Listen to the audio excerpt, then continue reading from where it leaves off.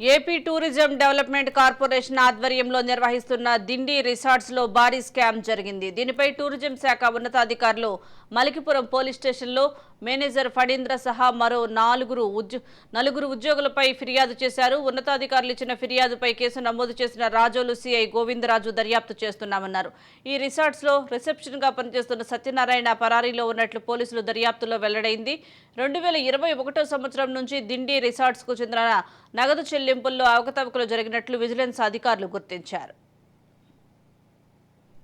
Regional director Rajahmundry Shri Somanaidu గారు Dindi resort సంబంధించి AP టూరిజంలో జరిగినటువంటి దానికి సంబంధించి కంప్లైంట్ ఇవ్వడం జరిగింది. ఆ కంప్లైంట్ సారాంశం ఏంటంటే 2020 నుండి 2024 మధ్యలో 1,16,92,260 రూపాయలు రిసెప్షనిస్టులు ఎవరైతే ఉన్నారో అక్కడ రిసెప్షన్ చేసినట్టు మనకి కేసు ఇవ్వడం జరిగింది.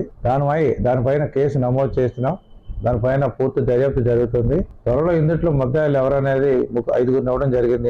ఇందులో ఎవరి పాత్ర ఏంటనేది మా దర్యాప్తులో యాజ్ పాసిబుల్గా అరెస్ట్ చేసి కోర్టు ముందుతామని ఈ సందర్భంగా